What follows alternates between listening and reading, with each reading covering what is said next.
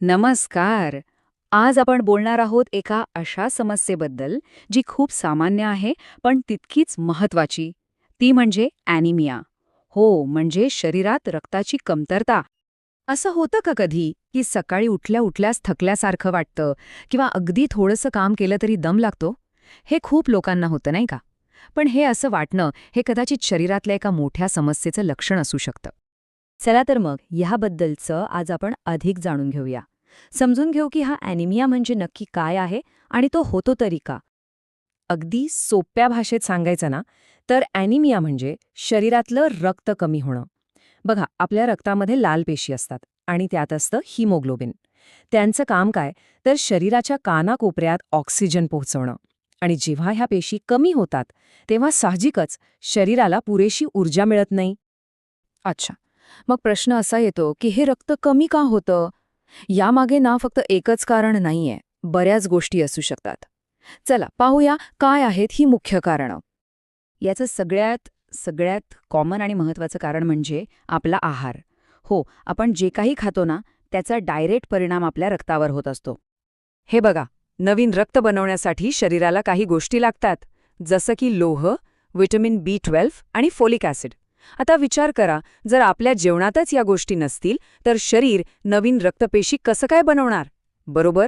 आणि म्हणूनच सकस आहाराचा अभाव हे ॲनिमियाचं एक मुख्य कारण मानलं जातं.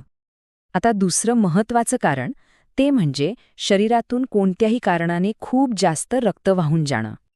उदाहरणार्थ महिलांमध्ये मासिक पाळीच्या काळात होणारा जास्त रक्तस्राव किंवा पोटात अल्सर, मूळव्याध यामुळे आतल्या आत होणारा रक्तस्राव, कधीकधी अपघात किंवा मोठ्या शस्त्रक्रियेनंतरही रक्त कमी होतं. या सगळ्या गोष्टींमुळे काय होतं, तर शरीरातली रक्ताची पातळी अचानक खाली येते. आता बऱ्याचदा असंही होतं की ॲनिमियाचा संबंध थेट आहाराशी नसतो. तो खरं तर दुसऱ्याच कुठल्या तरी आजाराचं एक लक्षण असू शकतं. म्हणजे कसं की किडनी किंवा लिव्हरचे आजार असतील, थायरॉईडची समस्या असेल, कॅन्सर असेल किंवा मग टीबी, मलेरियासारखे जे आजार खूप काळ चालतात, ते सुद्धा शरीराच्या रक्त बनवण्याच्या प्रक्रियेत अडथळा आणू शकतात. आणि एवढंच नाही, तर काही इतर कारणंही आहेत. जसं की बोन मॅरोचे आजार, किमोथेरपीसारखे उपचार, काही अनुवंशिक आजार जसं की थॅलेसेमिया. आणि हो, प्रेग्नन्सी आणि ब्रेस्ट फीडिंगच्या काळातही शरीराला जास्त रक्ताची गरज असते, त्यामुळे ॲनिमिया होऊ शकतो. बरं, कारण तर आपण बघितली, पण हे ओळखायचं कसं? आपलं शरीर ना आपल्याला काही इशारे देत असतं, काही संकेत, आणि त्यांच्याकडे लक्ष देणं फार महत्वाचं आहे. ही लक्षणं जरा नीट बघा. सतत थकवा आणि अशक्तपणा जाणवतोय का? थोडंसं चालल्यावर दम लागतोय का? त्वचा पिवळसर किंवा फिक्की पडल्यासारखी वाटते का? सतत डोकं दुखतंय किंवा हृदयाची धडधड वाढल्यासारखी वाटते? ही सगळी लक्षणं रक्ताच्या कमतरतेची असू शकतात. तर आता आपण कारणं पाहिली, लक्षणंही पाहिली. आता सर्वात महत्वाचं, यावर उपाय काय? आणि चांगली गोष्ट ही आहे की यावर नक्कीच उपाय आहेत आणि योग्य काळजी घेतली तर हा त्रास कमी होऊ शकतो. एक गोष्ट लक्षात ठेवली पाहिजे. सगळ्यात पहिली आणि सगळ्यात महत्वाची पायरी, स्वतःच्या मनाने काहीही ठरवायचं नाही. आधी जाऊन रक्ताची तपासणी करायची. एक साधी HB टेस्ट असते, ती करून घ्या आणि ते रिपोर्ट्स घेऊन थेट डॉक्टरकडे जा. कारण तेच तुम्हाला योग्य औषधं आणि योग्य सल्ला देऊ शकतात. औषधं तर आहेतच, पण त्याचबरोबर आपली सगळ्यात मोठी ताकद आहे आपला आहार. इथे लिहिलेलं वाक्य बघा, किती खरं आहे नाही का?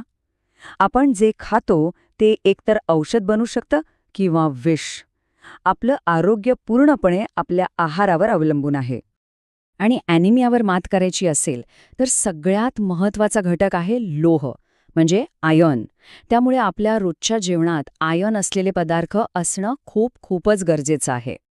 आणि चांगली गोष्ट म्हणजे हे पदार्थ अगदी आपल्या आजूबाजूला सहज मिळतात.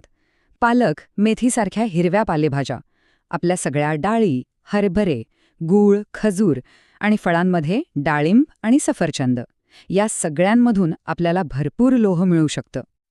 आता हा एक खूप इंटरेस्टिंग आणि महत्त्वाचा मुद्दा आहे. फक्त लोह असलेले पदार्थ खाल्ले म्हणजे झालं, असं नाही. ते आपल्या शरीरात शोषलं पण गेलं पाहिजे, म्हणजे ॲब्झॉर्ब झालं पाहिजे.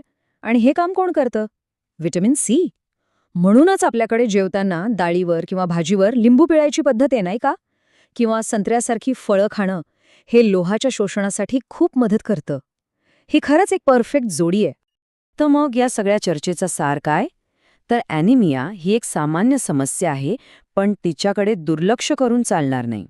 योग्य वेळी डॉक्टरांकडून निदान करून घेणं आणि आपल्या आहारात थोडे बदल करणं यांनी यावर सहज मात करता येते. पण लक्षात ठेवा, सुरुवात नेहमी डॉक्टरांच्या सल्ल्यानेच करायची. आणि जाता जाता एक प्रश्न, जो आपण सगळ्यांनी स्वतःला विचारायला हवा.